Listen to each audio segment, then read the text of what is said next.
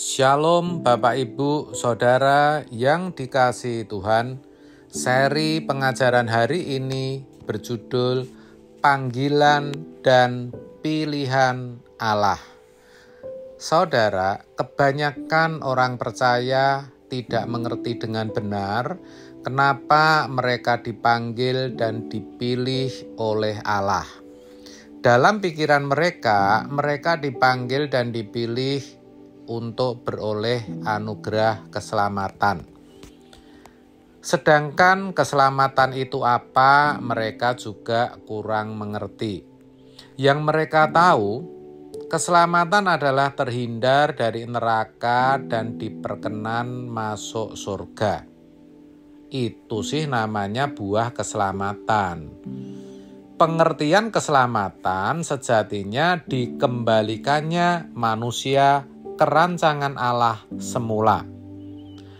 Akibatnya mereka merasa pasti otomatis selamat alias pasti masuk surga ketika mereka menjadi orang Kristen, dan itu ditandai dengan beribadah di gereja.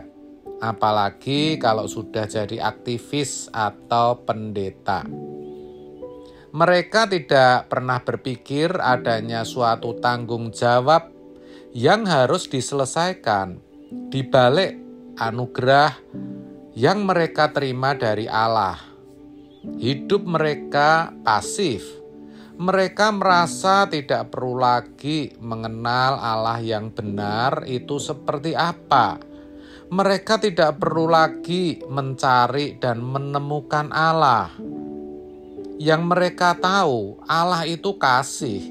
Allah sudah mengampuni dosanya melalui kematian Yesus di kayu salib, dan semua itu cukup.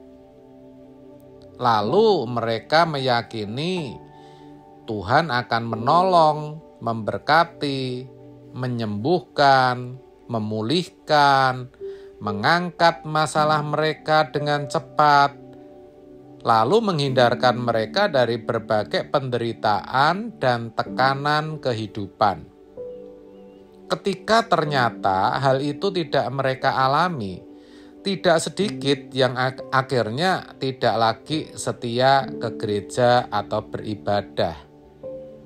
Atau sebaliknya, yang tidak pernah mengalami kesulitan hidup, ada kan orang yang hidupnya selalu aman, nyaman, dan diberkati, ya.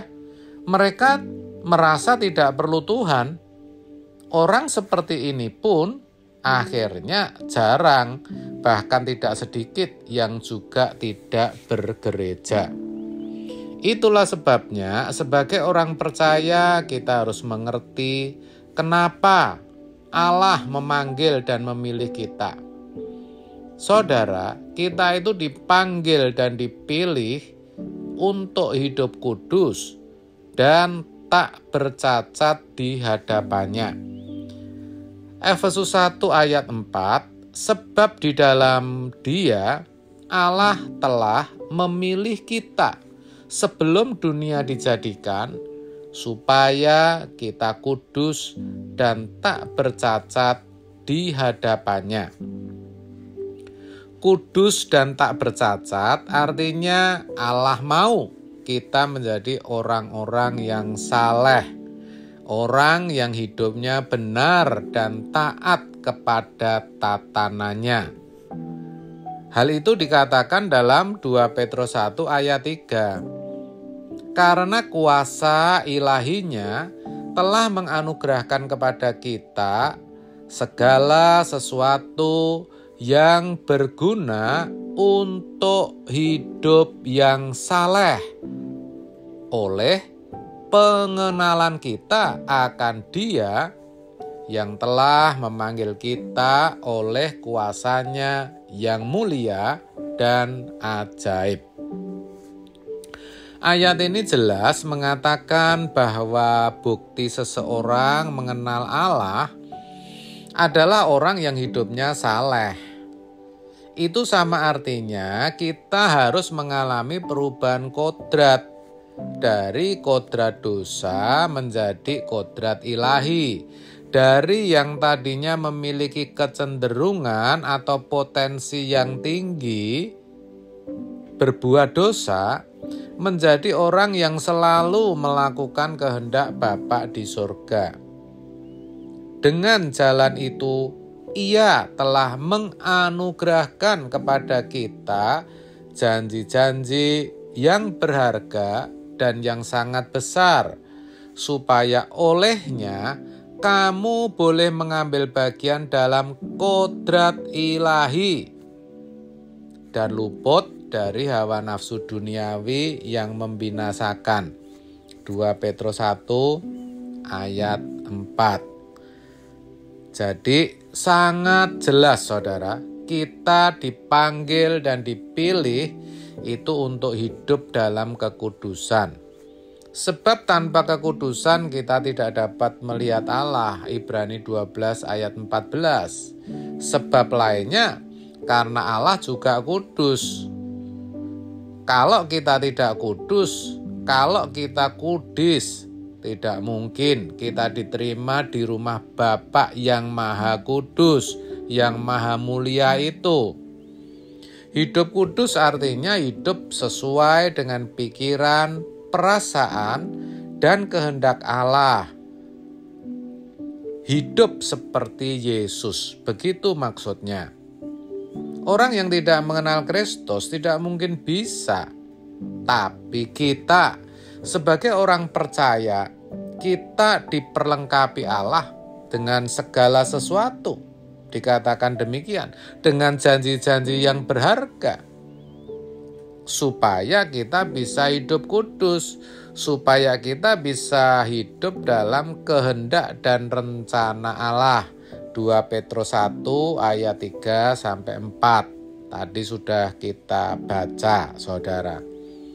Segala sesuatu yang kita perlukan untuk hidup kudus terwakili oleh Roh Kudus Allah yang berdiam di dalam diri kita. Sedangkan janji-janji yang berharga yang memampukan kita terhindar dari hawa nafsu duniawi yang membinasakan adalah firman Allah. Dua perangkat ini harus kita gunakan kalau kita mau hidup kudus dan tak bercacat di hadapannya. Ketika kita berkenan, maksud saya hidup dalam dan sesuai dengan firman serta tuntunan Roh Kudus, maka Allah akan menggarap kita melalui sekolah kehidupan. Kalau kita tekun, hidup kita semakin hari semakin diubahkan Tuhan. Hidup kita akan semakin tentram, teduh, dan damai.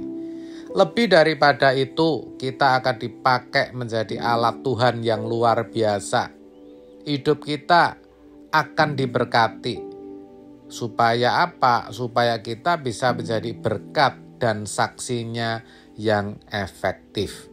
Itulah sebabnya mari saudara saya ajak kita berjuang untuk menjadi manusia rohani. Amin. Tuhan Yesus memberkati.